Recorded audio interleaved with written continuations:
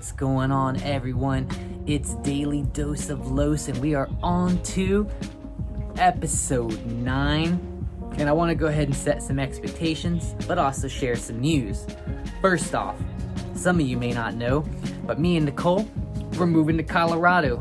January 3rd is the day I close the door on the 15-foot U-Haul, and we drive all 14 hours up to our new home. So that's exciting. Now, when we get there is when we'll begin production of season 3. Yes, we made it. We got funding. Season 3 of Daily Dose of Los will kick off early January. So today's episode 9. The season closer will be the next week's episode 10. But let's go ahead and get into today. So I want to open up with something that I found so much value in the last week and a half of my life, or since the last time I saw you on Daily Dose of Los, which is this: make time in your own way to spend time with family. Shout out to my dad, Monica, my brother Jason. We got together, we had our mask on, we were outside eating the food, doing the things, and it was great. Felt real good. I've been spending time with my mom, going over there, visiting her, having a great time. In fact, that recommendation's coming from her, little shout out. But I also had my good friend Alex McGinnis hit me up and say, hey, we need to FaceTime and make some time to connect and chat, because I'm not gonna put him on the spot, but 2020 is a little crazy for all of us. And then my good friend Jadrian, many of y'all know Jadrian Garcia. Sorry, I'm calling out y'all's last names, but he also hit me up and was like, my man, I miss you, let's connect. And we did a little FaceTime, and it was great. It felt like soon as we got on the call, it was just like so many good vibes and connections. Made me feel good. TLDR, make time for your friends and your family. Make time for yourself as well, because I'll be the first to say, many of y'all know me as a very happy, optimistic guy.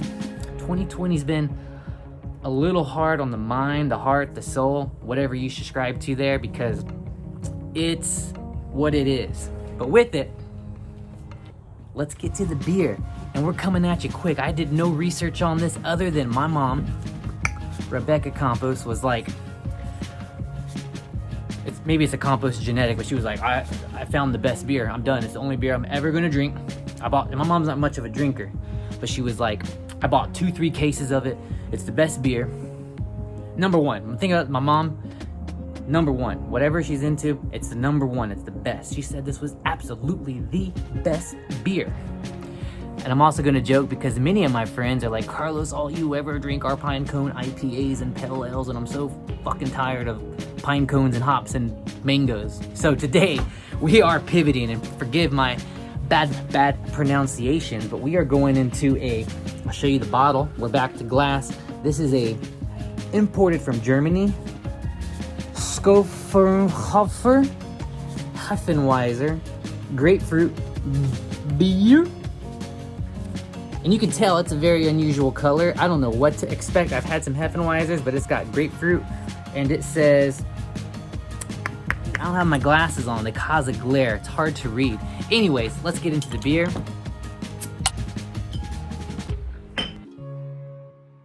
Take a look at the glass. Here it is.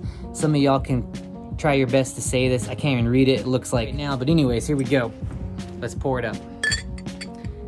I didn't check out the smell, but grapefruit, you got it. And we've got strong grapefruit. How many of y'all like grapefruit? I'm more of an orange person, but grapefruit is a distant second. But I know it's good for you, just like this beer is gonna be. So look at that. This is like a what's that color? What would we call that? I don't know, like a blood orange with about 2 inches of head foam up on top. Grapefruit. That's all I smell is grapefruit. So one more peek at the can. There it is. Let's get into this. So why Denver? Why Colorado? I've got a lot of passions. I've got a lot of things I love. I love the outdoors. I love nature. I love trying to be active as I can. Colorado's got a lot of that. A lot of things in Colorado I like. But back to the beer. There it is. A grapefruit Hefeweizen. All I'm smelling is grapefruit. Let's check out the flavor. Tell you what, if it's Sunday and it's noon and you're brunching, this is the beer. Shout out, Mom. This is good. Very refreshing. Very drinkable. It's like I got a alcoholic San Pellegrino and squeezed a bunch of grapefruit in it, and I'm getting a buzz off it.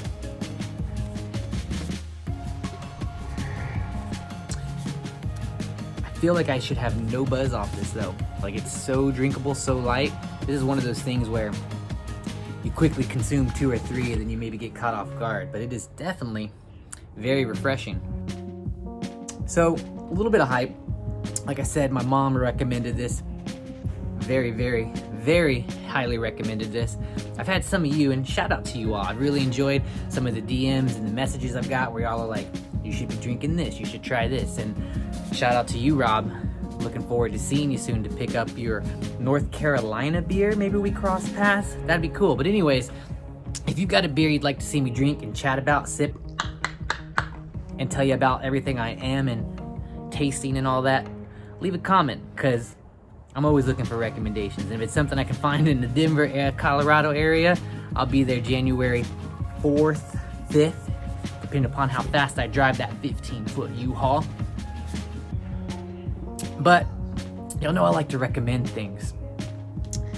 And I have increasingly enjoyed, y'all know I love League of Legends. I love competitive video games. But my God, I'm not gonna get full soapbox here.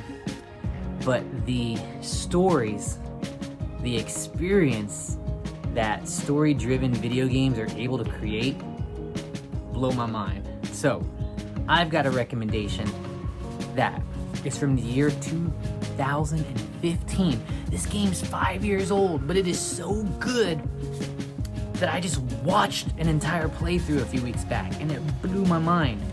Now, I'll say this. It's a deep, you'll get it if you know the game, exploration of the mind. What is it to be alive? What is it to be a human? What is my consciousness? Is a hard drive just bits and data, and is my mind just bits? No more. But the game here, Soma. I think the last survival horror game I played was Resident Evil 1 when I was in like 7th grade on PlayStation 1. It's got all the jumpy scare shit in it, so if you don't like to be jumpy scared video games, Soma is scary as shit. But I do love that the developers knew their story was so good that if you're like me and you don't want to like panic every few minutes that something frightening is happening, you can actually put the game in safe mode, where the monsters, as they define it in the settings, are still scary as shit. They don't say that, they say something, but you can't get hurt.